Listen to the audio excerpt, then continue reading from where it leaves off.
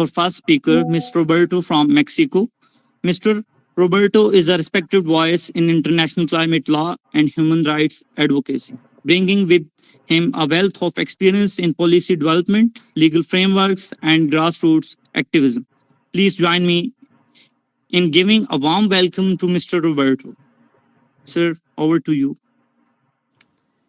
Thank you so much. Good morning. Buenos dias. Salam alaikum. Thank you so much to everyone for taking the time and being interested in this topic. I'm Roberto Hernández, or Roberto Juárez, aka Citizen for Sustainability. I'm a researcher on climate change and sustainability and advisor for Mexico Senate, specialized on climate change and sustainability.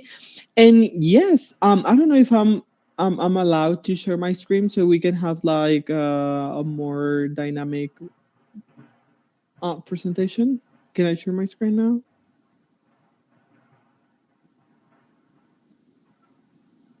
There.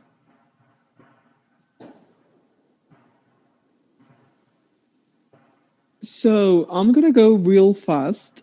Please let me know how much time do I have, because I have like so many things that I really want to show and talk. But we're gonna start talking about human rights and how this affecting um, the well-being and the stability of our world, democracies and societies, and how we as youth, as the younger generation, we can act and do something, or what it's in our hands to really change this paradigm. So first of all, these are all my socials in case you're gonna reach out: Facebook, Twitter, Instagram, TikTok, YouTube, WhatsApp, email, whatever you want to. There is it. So thank you. Sometimes we start like these webinars conversations, and we tend to give like all the information, all the good stuff at the end. So I'm trying to do the opposite, and at the beginning I want to share two important sites applications that I invite you to download. The first one is a world. It's a part of Act Now, which is a collaboration application that allows you to know your carbon print, your greenhouse emissions, your CO2 emissions in a very easy way. You just have to do like a small survey, but also give you points and rewards. And you can learn literally every day about the Sustainable Development Goals, saying that I'm going to share a lot of things in material that it might be hard or heavy to process all at the same time. So you can have also like these applications and websites where you can have a daily doses of sustainability. So I highly recommend it. That's a QR code.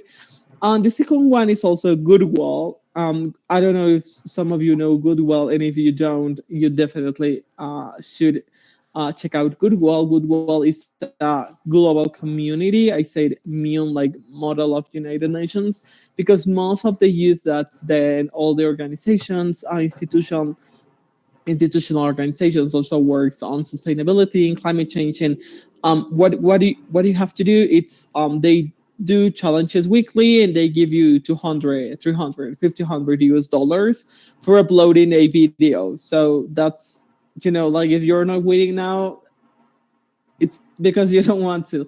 There's so many opportunities and platforms that are helping youth to have a bigger audience, to prepare and spread the message on climate change and sustainability. So you should definitely check it out, because I'm sure some of you will win any challenge. So we're gonna start talking about sustainability. This is like a quick methodology. We have some SDGs campaigns, all the information. I share the QR code so you can go and check it by yourself or with doubt and question all the information. Oh, there's a mic open. Can we turn off our mics, please?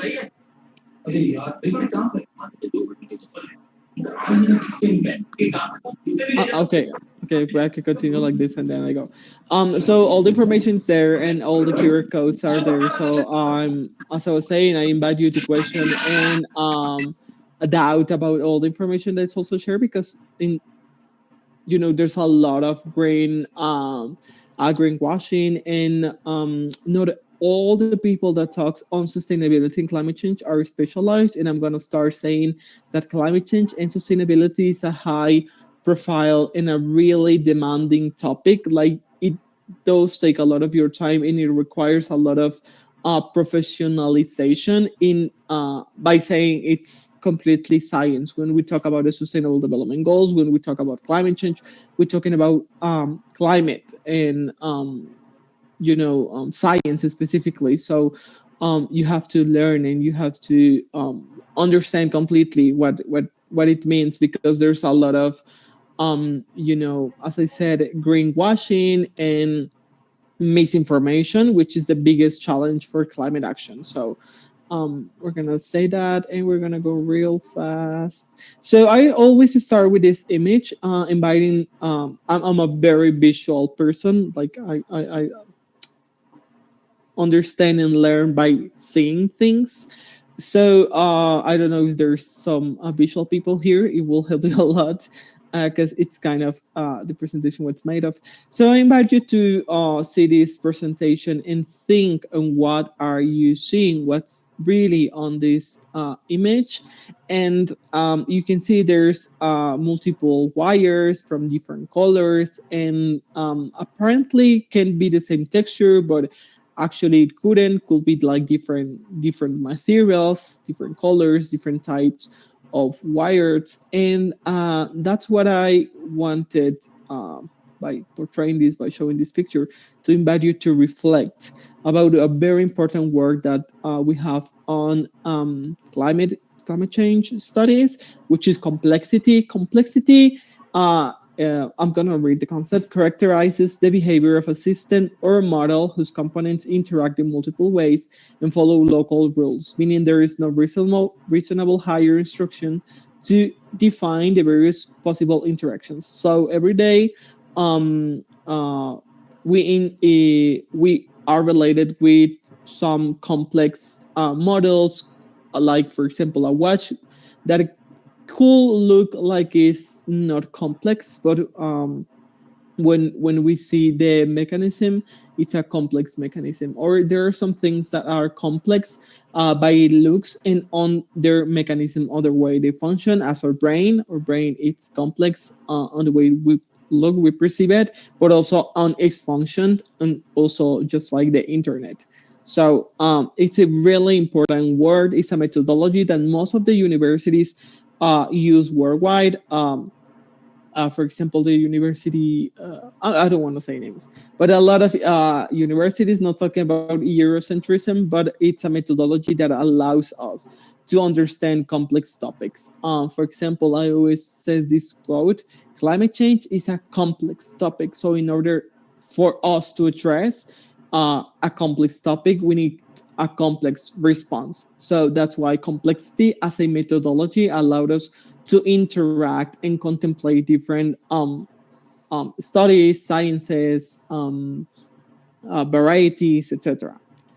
So another a really interesting and important word is transdiscipline. So transdiscipline is another methodology that is used on complex studies, and you can understand it easily. Like years ago or decades ago, we talk about the disciplines being each one differently and living or not really coexisting as one as we perceive it and see it today. They were like, oh, mathematics is here and biology is here, and everything was separated. But over the years, when we start studying more and comprehending more topics, we understand there's multidiscipline and there interdiscipline, where knowledge is connected and is also dependent or interdependent one from each other. So transdisciplinary allows a discipline to use concepts or methods that were developed by another discipline. So what transdiscipline means and what is helpful for us, transdiscipline allowed us to generate new knowledge. So that's why it's so important. And that's why, for example, again, climate change being a complex problem, we need a complex response. And by a complex response, is that we need biology, we need mathematics, we need economy, we need sociology, we need politics, etc., etc. So that's why transdiscipline it's a methodology that allowed us to understand and create a way to respond to this. So this is kind of an introduction before we go to the sentences and understanding how climate change is affecting not only altering the currents of climate or climate as we know it, but by affecting climate is affecting also and changing completely the way that we consume, we produce, we live, everything that we know. So yeah, I'm gonna go real fast. There are some videos that I'm gonna skip. I'm sorry because I don't know how much time do I have. So Can you someone have repeat? 25 minutes. 25. Yes. Okay, so I'm gonna go real quick. So to understand also sustainability, we gotta go to the Bertland report. Uh, there it is. You can go and check it, the original version of the report. This is a resolution of the United Nations where the concept of sustainability is created. And oh, hold on a second. There. So where the concept of sustainability is created, and it's so important because as you can realize, this was published igniting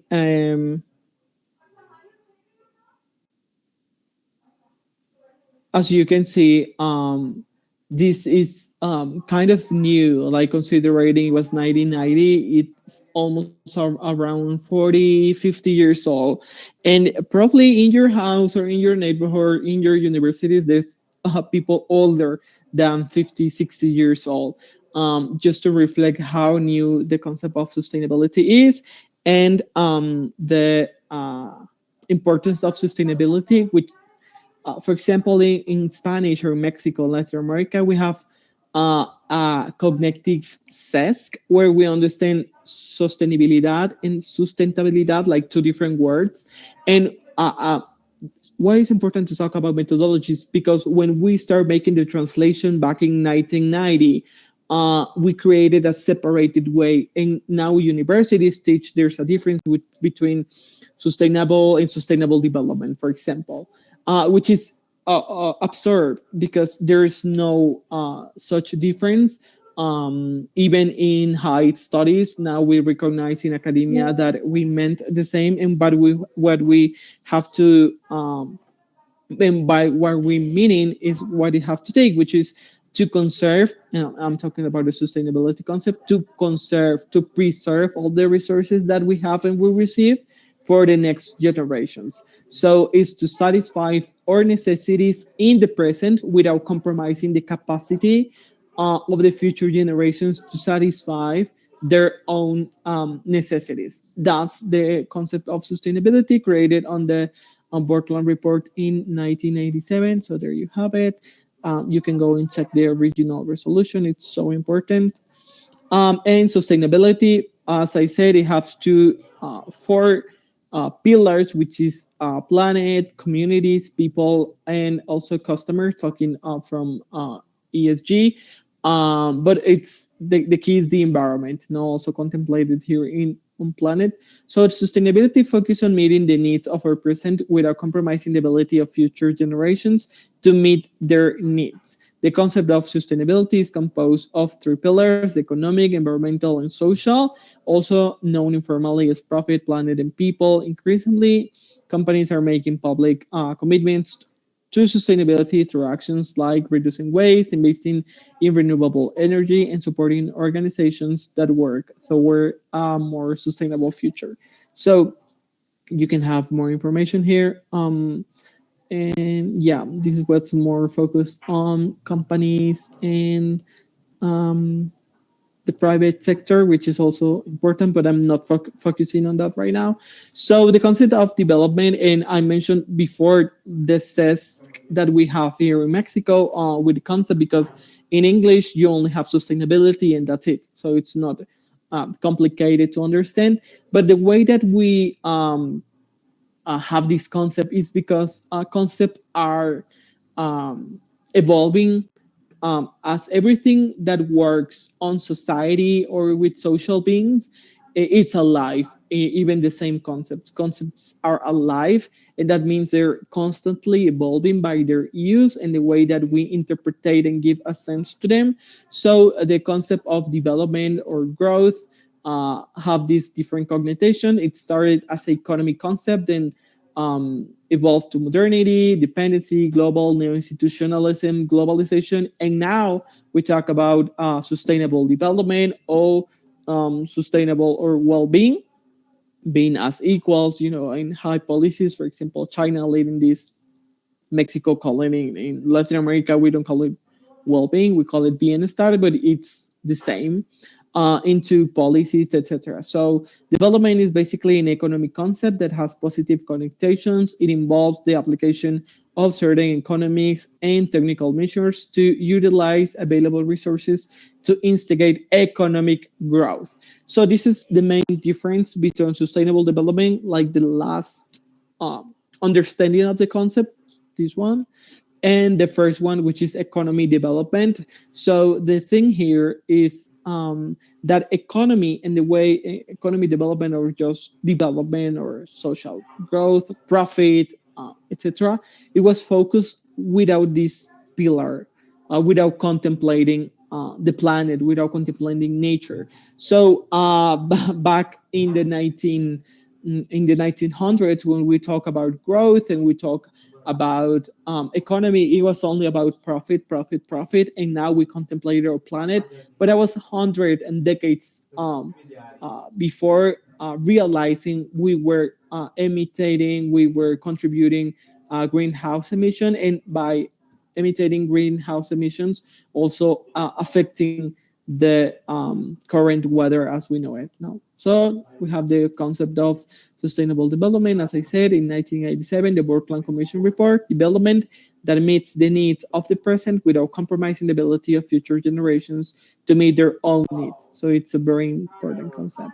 So this is more based like on Mexico. So yeah, why do we talk about climate? Where and I'm sure you have heard about 1.5, either on the Paris Agreement or international negotiations, or in general, like on the news, etc. When we talk about 1.5, it's important to highlight that we don't talk about the increasing temperature of the current weather on you know how do you say it in English, like on a regular level, but we talk about a 1.5 increase on the high atmosphere, on the exosphere, thermosphere, mesosphere, um, the troposphere. So we have these different layers on the atmosphere of our planet. Each layer have a different chemical composition, and each composition have a specific density, and these concentrate different gases on different heights. So we our planet, our beautiful Earth, receives energy and radiation, which is UVC, UVB, and UVA from the sun. And normally, these rays, this radiation, were not observed by our planet, but were reflected. One of the most effective ways that we have to reflect was the ice on the north and south poles. But now with the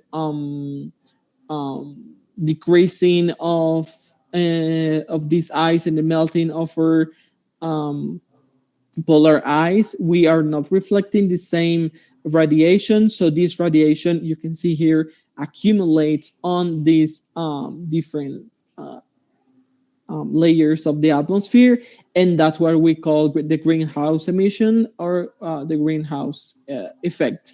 So our planet is concentrating more energy, and this energy, along with the big concentration of gases, is generating more heat and altering the weather as we know it. I think this is understandable. This is easy to understand. It's just to mention it. You can search and go deeper on more information on YouTube, as academia lectures, etc., as you wanted.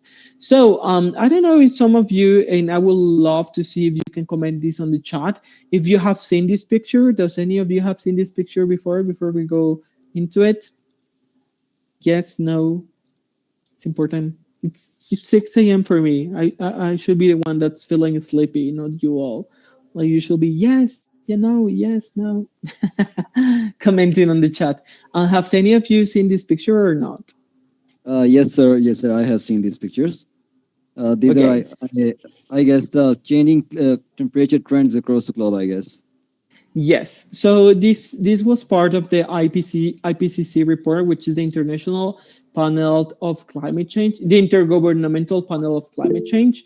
So this was on the AR6, the sixth assignment report of this governmental panel of experts on climate change.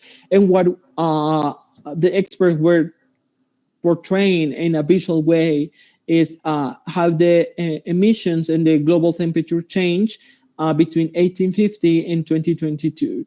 And you can see and identify that between 1950 and 2010, those increasing of the temperatures and altering weights on climate were intensified thanks to the human activity and specifically industrialization around the world. So this is so important because it's the official way before after decades and decades of presuming that human activity have affected and altered the climate, which is we of course is recognized, and conspiracy people say it's like, oh, but climate change naturally, climate always change. Yes, climate change naturally, and it does always change, but with the human activity and our contributions of greenhouse emission and CO2, we have altered it and making it faster.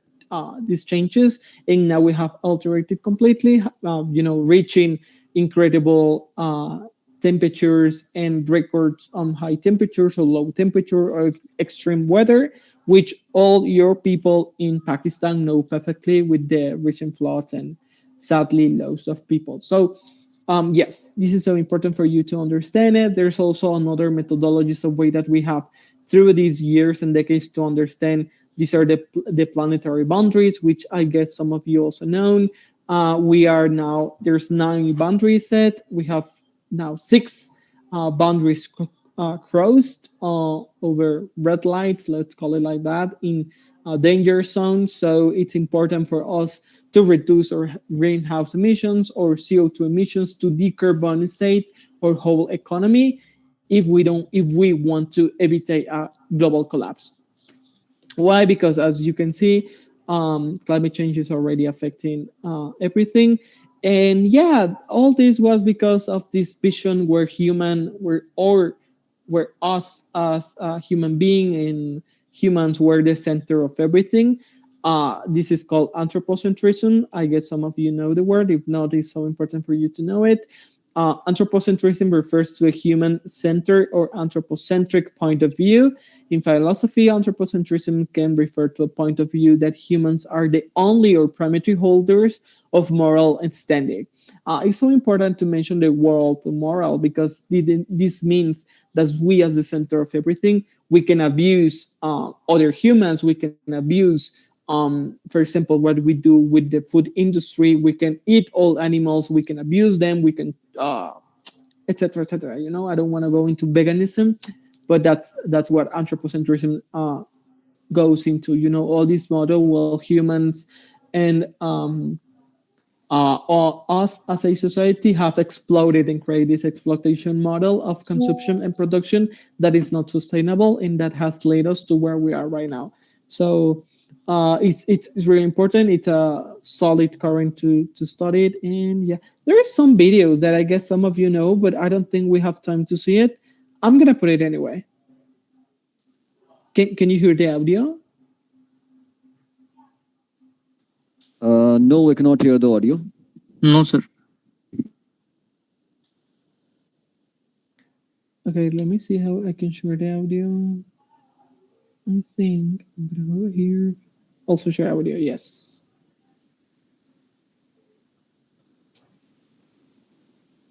One second.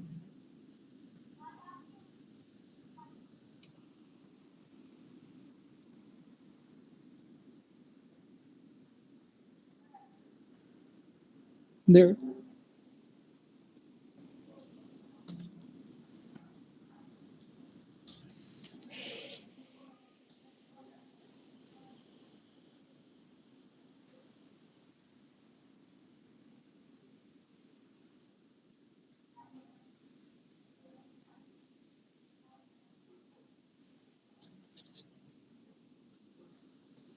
Oh no, it stopped it. My bad.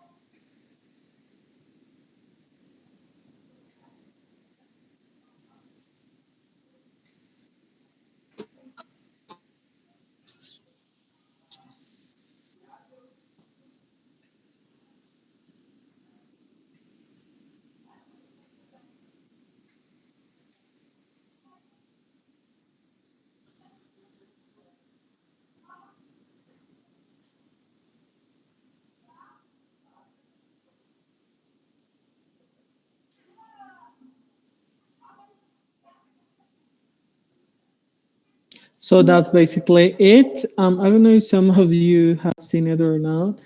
There's some other important concepts to understand this, how this model of consumption and production that we see, how everything in the supply chains that we have globally is affecting, and this have roots on colonialism.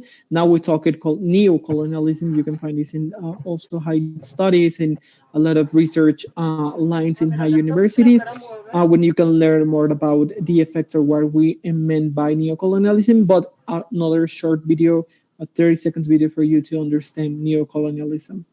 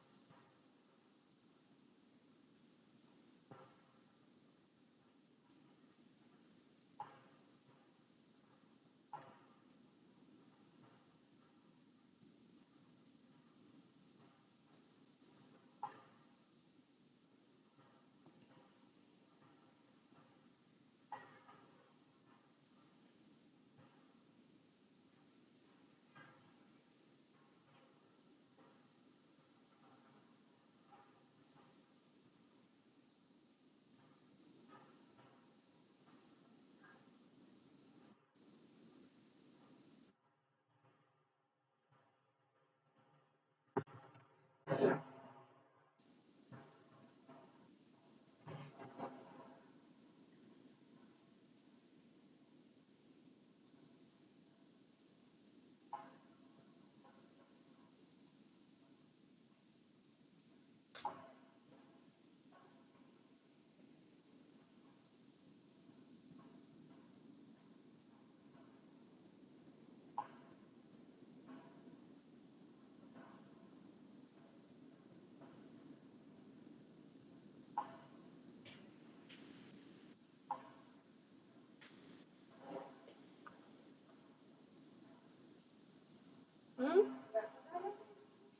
कौन सी वाली tray? नीचे वाली? वो जो latrine वाली है, वो चलती ही नहीं है, ये वाली। अब वो फिर पानी नहीं होगा उसमें, मोटर में।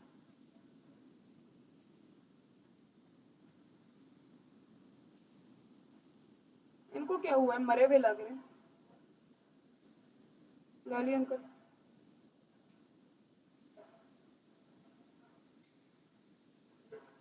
या,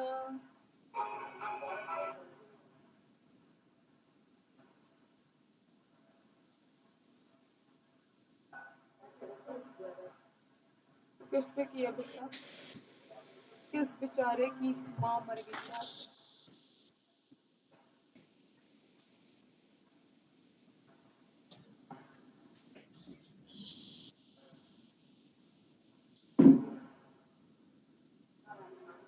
ये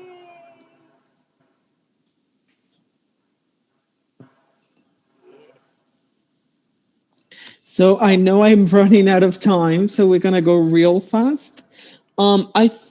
Yeah. I'm gonna just show this quick presentation. So this is one of my favorite artists that have worked also with United Nations, the UNDP, the Program of Social Development. This is Ugur Galen. You can find his Instagram on the QR code that I'm going to portray, and I'm just inviting you to reflect about these images and what the author Ugur Galen is inviting us or portraying, by these white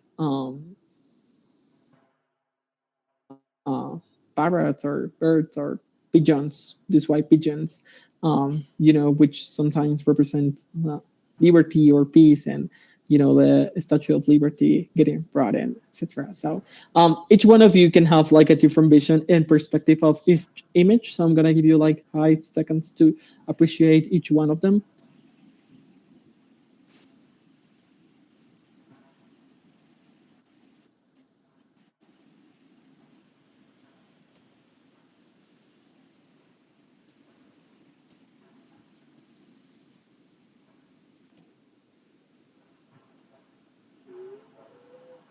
So that's a QR code for Ugo Gallen. You can see all his work and what he's doing with United Nations. And yeah, I'm gonna finish by there's a lot of information. I have more than 78 presentations and videos and more to display, but we are running out of time, unfortunately.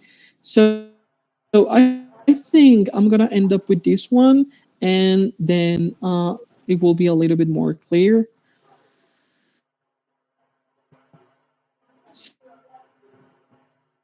So the South Belize and Guatemala, but you can see the floods happening as Mexico is one of the most high vulnerable countries of the world thanks to our geographical position.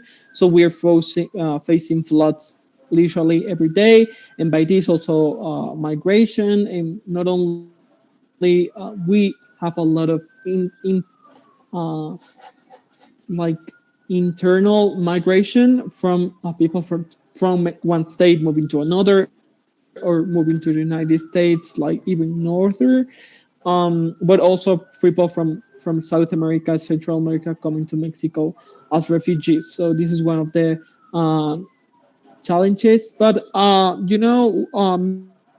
Mexico, and I'm saying this, the high vulnerability that it have, it's high vulnerability to flood. So approximately 30, 40, 50% of our country can go underwater thanks to the increasing of the sea level rises for the melting of the ice that we talk about. So you can see here the predictions that we have and how it will look, for example, in South America, and why it is important for us to regulate migration worldwide. And uh, um, just beginning to mention some of the resolutions that the World Court of the International Court of Justice and the I see the Court of Disease and the Inter-American Court of Human Rights have talked about climate change within the last 1 year and a half or 2 years, and why this is also kind of new to understand, and also the process that it requires to make it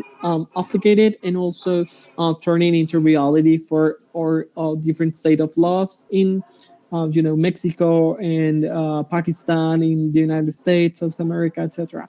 So yeah, so climate change is real. Climate change is happening. We cannot deny that. We can also not deny that we, as human, I love this picture. We as human are affecting and increasing these vulnerabilities, the effects and the preservation of tangible and non-tangible patrimony, of cultural patrimony. It's one of the challenges, but just one of the many challenges that we have.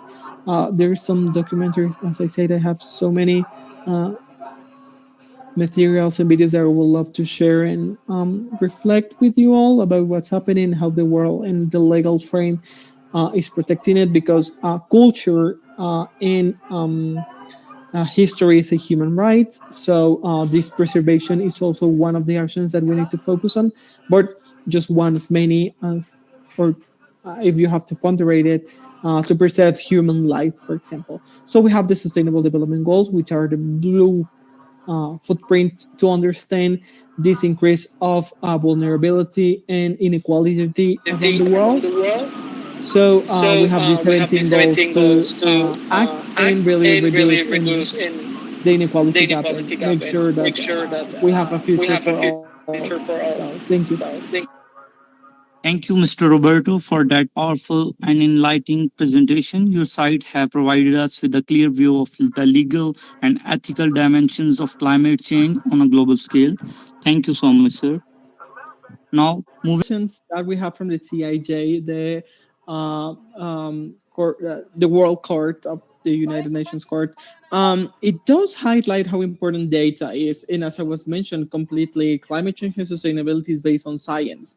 So the Sustainable Development Goals and the Millennium Development Goals, or even the Human Rights Declaration of 1975, is based completely on science. If you go back, I don't know if someone studying data here, but if you go back to the methodologies that we have and that were used to create the Sustainable Development Goals, each methodology have so much vast data and metadata that's used to create these really methodologies and goals. At the end of it all, everything's based on science. So at the also the model that I show you from the IPCC, it's completely data.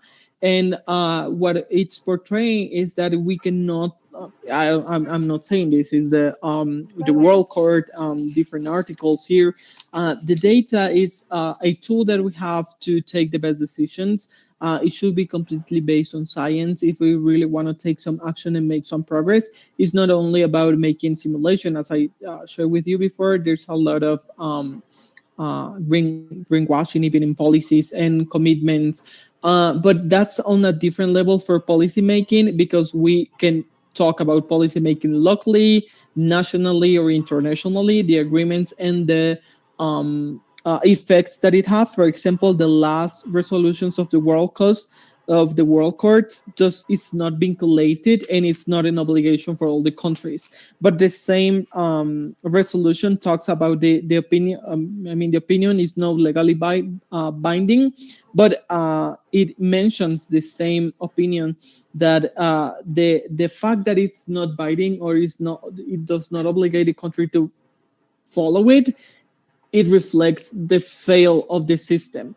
So I don't want to go deeper in that because I'm going to start talking about the change completely of the system, the culture and social reset. But yeah, data is important. Data is what allowed us to measure, to understand. And if you can measure something, you don't measure something, then it doesn't exist. So we measure progress, we measure failure. That's why we have different evolution of agendas, like mentioned the Human Rights Declaration, the the Millennium Development Goals, and the Sustainable Development Goals. So just to mention something. Thank you. See two questions from Ntatinama from Emmanuel. Saying over 1 billion children face climate crisis. What are our laws and policies putting them at the center of climate action? Not just as voices, but as decision makers and solution builders. So this is different on each policy of each country. For example, Mexico does have a law that regulates and obligates all political parties to have at least a 30% representation of youth, which is people under 30 years. So this is a something that we gain as civil society and that we fight for.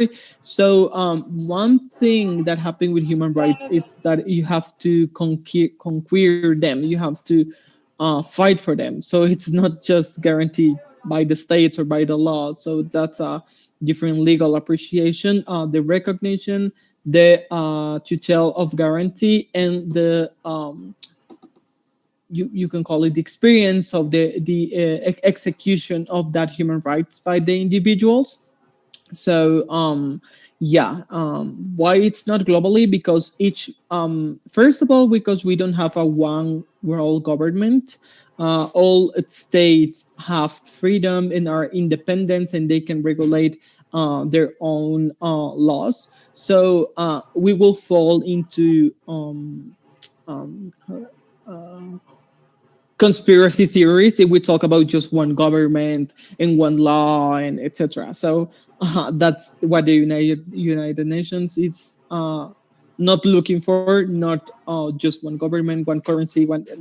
Not United Nations, not international law, but contrarious of that is respecting each country decision, and each country is composed by a different religion, different people, different cultures, different practices. So it depends on the people. If you want your country to have youth, then fight for it. Make it a law, make it a statement, and so it's regulated. If not, there's not just international accord that will tell you, oh, just do it. No, it's that's not what international law is looking for.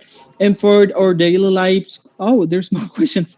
For our daily lives, I said download the app. There's a lot of things that I don't have the time to mention, but to save water, to save energy, to be eco-conscious, to take the best decision. In resume, that's what the sustainable development goals are. So you are a citizen, you have to become a world citizen. How do you become a world citizen? By completely change and shaping your decisions that you take daily. So you have to take sustainable decisions. It doesn't work if you know the whole agenda and you can recitate the sustainable development goals. The thing here is that in your position, whatever you are, you take the best decisions that are aligned to sustainability. Either you're an architect, you're a policymaker, you are a housewife, or you are whatever you are, you can and have the best decisions. So that's what it's about. Um, how may climate change force families to move from their home? How will that make a child feel? Um, I don't understand, but yeah. So climate change and the effects of climate change. This is a quote, like climate change is not scary at all about human rights. So human rights is a social construct, and human rights can only work on the tutelle under the you know the territory of a state that regulates, that recognizes, and ensures the human rights. But climate change, flooding, extreme weather, loss of biodiversity, etc., does not care about human rights. Nature does not know human rights. So, of course, there's an alteration of our world and the society, as I shared before, completely, and this is shaping the law is changing and shaping a new way that we, as human beings in our different societies, configuration, because not all societies are democracies or not societies are the same. Each one have its particularity, but all of them are being affected by climate change. So the way that we are facing, for example, a flood in a democracy could be a rich state or a north state like United States of America or New York, or to a city as Tuvalu, a small island. It will be completely different. Although we all suffer the same effects of climate change, we will not suffer the same because the platform is not equal. We don't initiate from an equal startup point. So yeah, this is what it's alarming. Children will die. Children, families, completely. People, you know what? You can see the videos, and it's not something we are alterated by anymore. Like, oh, that's not gonna happen to me. That only happens, in the global south. That only happens, in some places, but not my local, funny, lovely, beautiful state. And that's a worry that yet has not appeared in the whole society. So yeah, it's alarming that people, it's not alarm about climate change and how can affect worldwide. You know the weather condition of Pakistan and the climate change in the northern areas of Pakistan. So what do you think about that, and what you comment on that? Oh yeah. So as I shared before, for example, one state as Pakistan can have different weathers or internally like micro weathers. So the ways that it's affected by climate change could be completely different, even in the same state, in the same country, um, from the difference geographically by north and south or west and um, in north, etc. So these have to be a completely, that's why the recommendations it's to make a nation or country wide policy, not only by state, because in case of a flooding or massive flooding of massive effects of climate change, for example, Mexico, we have tornadoes and hurricanes, etc. So it affects more than one state. You have to have those funding. You have to have those budgets reserved for climate. We call it climate change, or in climate change we talk about loss and damage. So because then who's gonna pay for those damages? Like companies and insurer companies are not going to pay for them. Actually, they're refusing to involve in our policies in their contracts that involve climate effects, as flooding, for example, or extreme weather. And yeah, that's why the recommendation is to have a national wide policy that is strong, that have funding, and not only it works or it's writing on paper, because policies without funding does not work. So yeah, that's one of the main problems. Hakeem, But yeah. thank you so much, sir. Sir, as the we have one another question in the chat we have missed. Hakeem Metlo. Climate change is dependent on data science as per Sir Roberto. Then how our government is involved into affecting or destroying it? What is the best way to do work on these issues with Yes, thank you so much, Hakim. I love this question, and I was actually replying it on the comments. Hakeem So Metlo? there is governments like the United States, for example, that have a president like Donald Trump that is a climate change denier. So the problem here is that by denying the climate change and actually um, going out from these agreements, the few that we have, that they have, are recognizing climate change or international jurisdiction, is proving that, first of all, that with or without administration, we need to take action, and we not only need the United States, for example. That's it's not something that I say. It's by someone is in Puda or Karen Shandrick from the New York Times.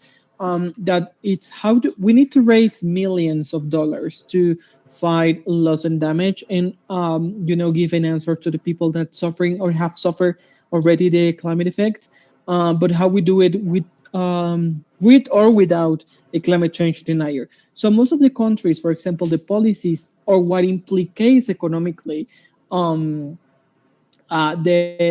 agreement of the international jurisdiction is a degrowth. So for the United States to degrowth or to leave their path on fossil fuels, it's something that they refuse completely. The president Donald J. Trump refused completely to leave the fossil fuels industry, just as Mexico. So what they're trying to do is to refuse the climate fix. Oh, that's not climate change, or on a public level, but also on international and legal framework.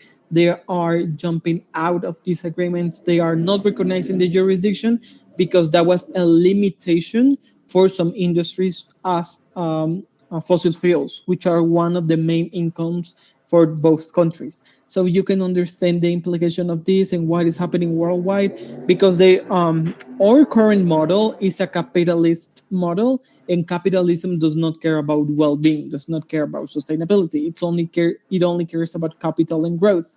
So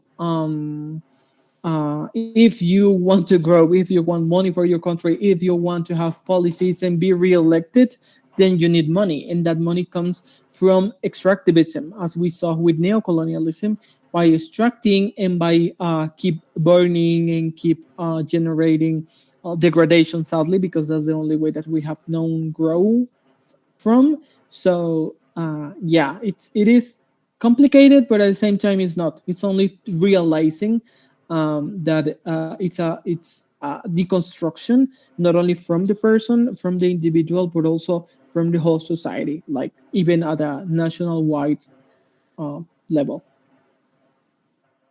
Thank you. One more minute of your time for everyone. Yes, sure. There's again my link, my social link with all my information. You can have it. Please do not hesitate. I'm at your disposal. Anything that I can help you with, or any resources that you want, materials, etc. Just DM me. DM me. I have a virtual library with all these articles and research that you can consultate freely. And also, I have a new AI that you can consultate new things. So I'm gonna share the link with Josi. So Josi, if you can share the link on the group with everyone is and the information, I will appreciate a lot that you use and ask some questions to the Citizen for Sustainability AI, which is an AI that I have now. So you can have it here and use it. So thank you so much.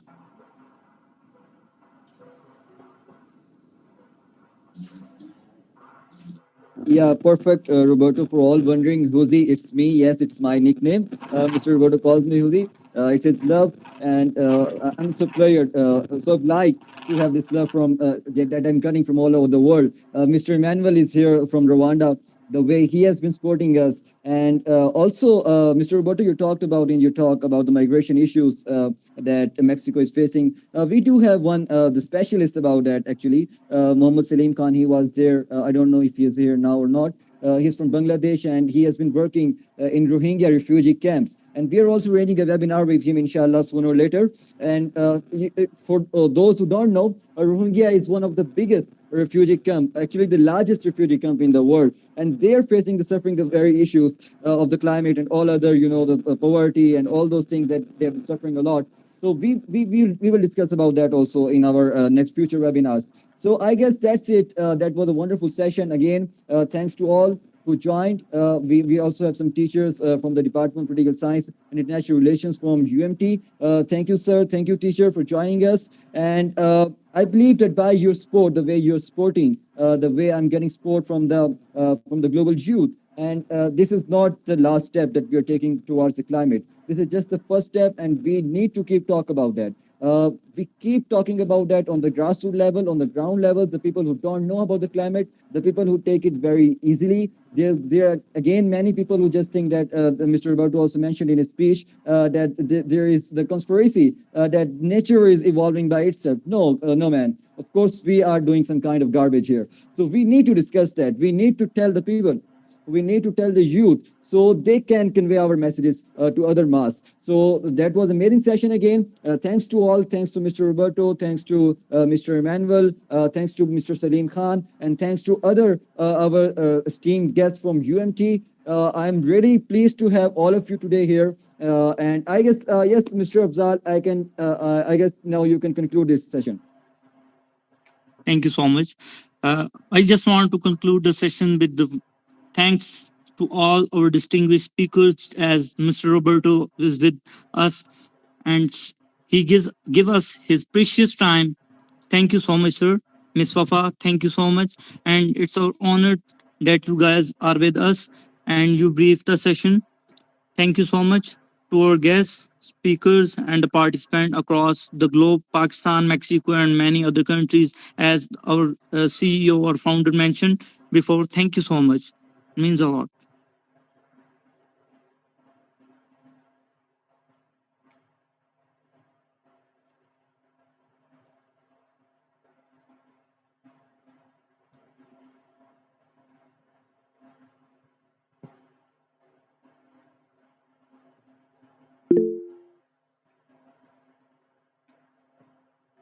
Okay, guys, it's break time. Have a good weekend.